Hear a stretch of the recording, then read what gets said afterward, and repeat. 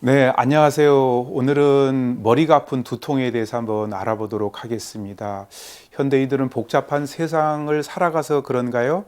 두통에 시달리는 분들이 정말 많습니다.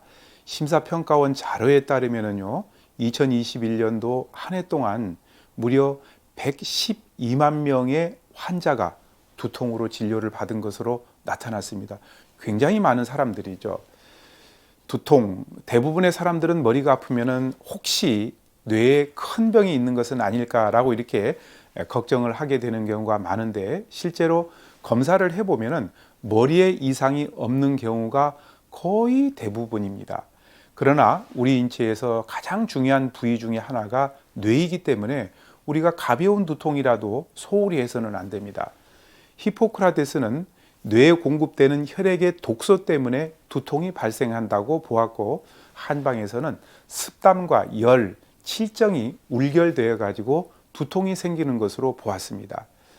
두통이 스트레스가 많고 복잡한 사회에 사는 현대인들만의 전유물이라고 여길 수 있지만, 사실 인류 문명이 시작할 때부터 두통은 사람들을 괴롭혀온 질병이라고 얘기를 할 수가 있습니다. 여러분들 삼국지를 보게 되면 조조가 만성 두통에 시달린 것을 볼 수가 있습니다. 한의학 역사에도 등장하는 화타는 외과 수술의 효시로 볼 수가 있는데, 삼국지를 보게 되면 조조와 화타에 관한 얘기가 나옵니다. 정말 극심한 두통 때문에 아무것도 할 수 없었던 조조는 화타에게 두통을 치료해달라고 청을 하는데, 조조를 진찰한 화타로부터 머리에 풍기가 있으니까 두개골을 열어가지고 그 풍기를 없애야만 치료할 수 있다라는 말을 듣습니다. 그러니까 뇌 수술을 해야만 조조의 두통을 고칠 수 있다는 얘기를 한 거죠. 지독한 통증 때문에 조조는 처음에 수술을 받겠다고 했다가, 혹시 뇌 수술을 핑계로 화타가 자신을 죽이려는 것은 아닐까라는 의심이 생겨서 결국 조조가 화타를 죽이지만, 조조 자신도 두통 때문에 적벽대전에서 대패를 하는 그런 결과를 초래하게 됩니다. 현대의학에서 본 두통은 대개 뇌에 해부학적으로 문제가 있는 기질적인 두통과 뇌에 해부학적으로 문제가 없는 비기질적인 두통으로 이렇게 크게 두 가지로 나눕니다.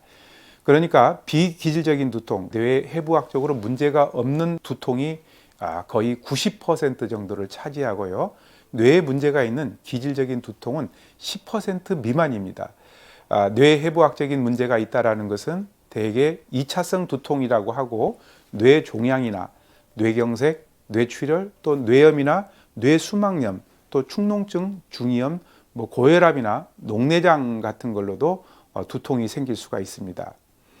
자, 해부학적으로 문제가 없는 두통 중에 우리가 흔히들 많이 느끼는 두통이 긴장성 두통, 편두통, 군집성 두통인데, 그 중에서도 가장 대표적인 것은 긴장성 두통입니다.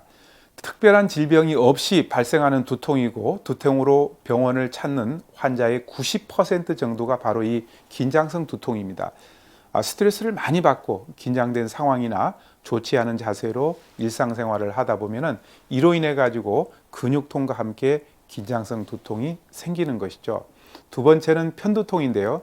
대부분의 사람들은 편두통 하면은 머리 한쪽에 두통이 생기는 것으로 생각하지만, 실제로 편두통은 혈관성 두통으로 좌측이나 우측 옆머리의 어느 한 부분이 심하게 아픈 것을 의미하며 좌우 양쪽으로 아픈 경우도 있습니다.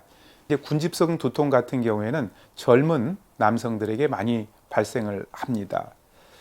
자, 정밀 검사가 필요한 두통이 있을 수가 있습니다. 첫 번째는 머리를 다치고 난 다음에 구토감과 실제로 구토가 생기는 경우입니다.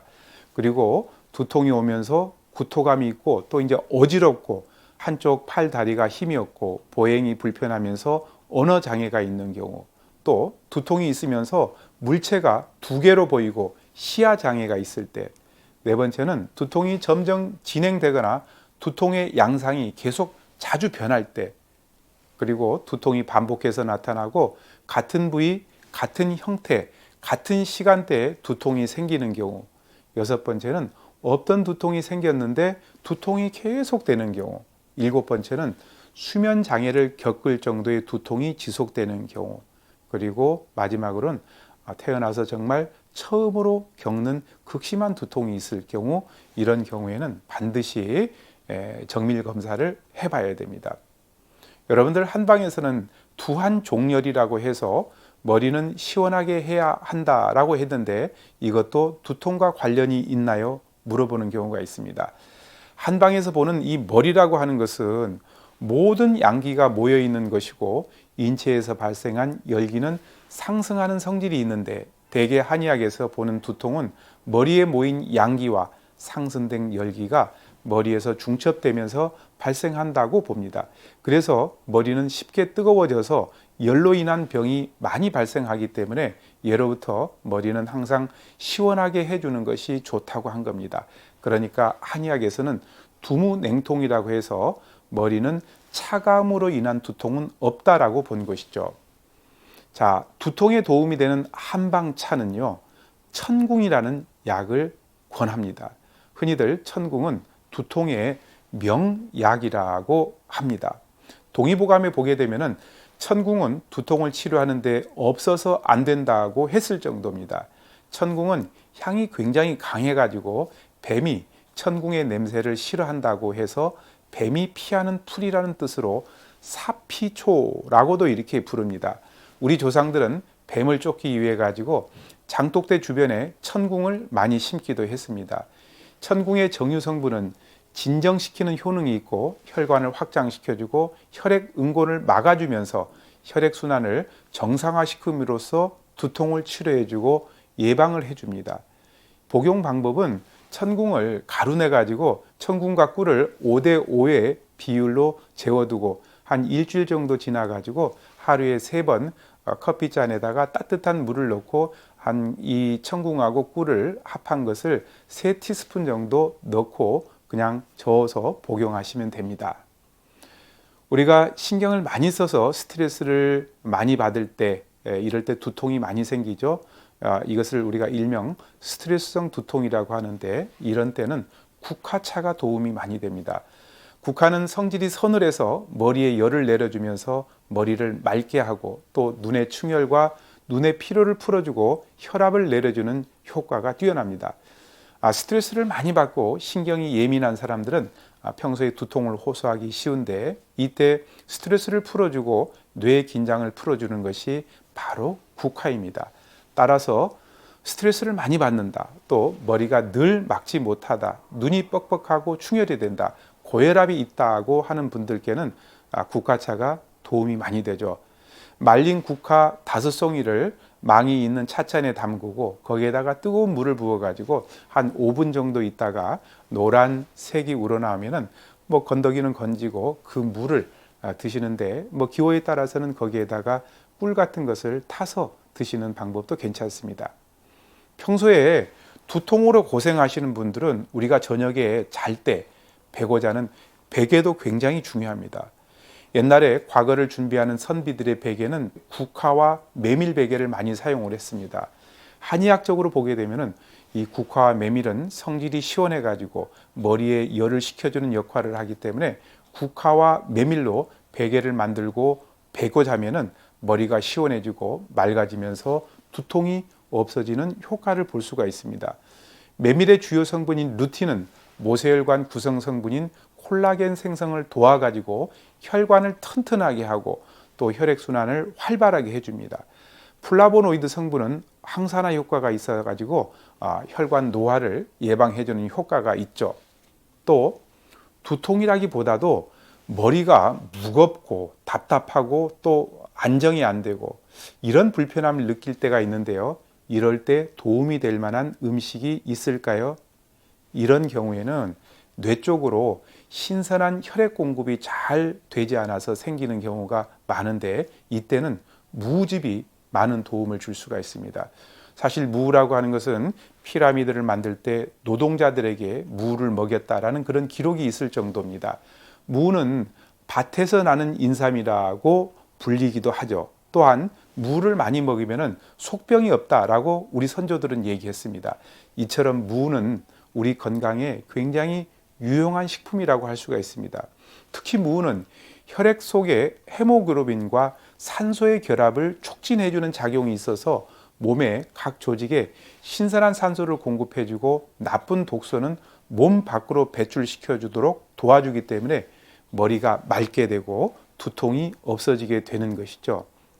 복용 방법은 무를 강판에 갈아 가지고 그 즙을 내 가지고 냉장고에 넣고 시원하게 한 다음에 무주 반컵에 이제 꿀 한 티스푼이나 2티스푼 이렇게 타서 하루에 3번 정도 마시게 되면은 머리가 굉장히 맑아지고 시원해지고 두통 같은 것도 없앨 수가 있습니다.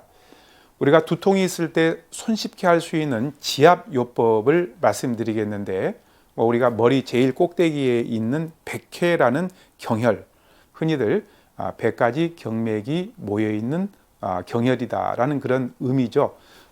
기 제일 높은 데서 이렇게 수직선을 그었을 때 만나는 부위, 흔히들 가마가 있는 앞쪽에 5cm 정도 되는 부위가 백회라는 경혈이고요. 백회에서 전후 좌우 5cm 정도 떨어진 경혈이 사신총이라는 경혈입니다. 그래서 백회와 사신총을 지압을 해주는 것도 좋고요. 태양이란 경혈은 우리가 흔히들 말하는 관자놀이 부분이죠. 흔히들 우리가 평소에 두통이 있을 때 이 태양혈을 지압을 해주는 것도 도움이 되고요. 또 뒷목에 있는 풍부풍지라는 경혈이 있는데, 뒷머리카락이 시작되는 정중선에서 위쪽으로 5cm 정도 올라가게 되면은 후두골, 그러니까 머리뼈에 걸리는 오목한 부분이 바로 풍부고요. 그리고 양쪽에 5cm 정도 옆으로 가면은 움푹 들어가는 부위가 풍지라는 경혈입니다. 바람 풍자를 써서 풍부라는 것은 풍의 창고, 풍지라는 것은 풍의 연못이라는 뜻을 가지고 있습니다. 양쪽 엄지손가락으로 풍부풍지를 지압하기도 하고, 나머지 손가락으로는 머리 전체를 꾹꾹 눌러주면서 머리와 뒷머리 쪽에 근육의 긴장을 풀어주는 것도 효과적이고요. 그리고 이제 머리를 앞 이마에서부터 뒷머리까지 갈퀴짓 하듯 이렇게 쓸어주는 것도 많은 도움을 받을 수가 있습니다. 한번 잘 활용을 해보시기 바랍니다. 자, 마지막으로 한방에서는 두통을 예방하고 치료하는데 어떤 처방을 쓰는지요? 동의보감에 나와 있는 처방이고, 한의학에서 가장 보편적으로 쓰는 처방이 바로 청상견통탕입니다. 황금, 창출, 강활, 독활 이런 쪽의 약들로 되어 있는데요. 황금과 감국은 뇌의 압력을 조절해서 머리를 시원하게 해주고, 창출은 머리를 맑게 하고 비위장을 편안하게 해주고, 강활, 독활은 머리 뒷목에 경직된 것을 풀어가지고 두통을 완화시켜주고, 당궁청기는 혈을 머리까지 잘 돌게 해서 머리에 영양과 혈액을 공급해주는 역할을 가지고 있고, 방풍, 백지, 세신은 모든 약의 기운이 머리까지 끌고 갈 수 있게끔, 도달할 수 있게끔 해서 머리를 맑게 해주는 역할을 가지고 있습니다. 그래서 평소에 두통으로 고생하시는 분들 같은 경우에는 이 청상견통탕을 잘 활용을 해보면 많은 도움을 받을 수가 있을 겁니다. 자, 오늘은 인류가 시작되면서 인류를 괴롭혀왔던 두통에 대해서 말씀을 드렸습니다. 감사합니다.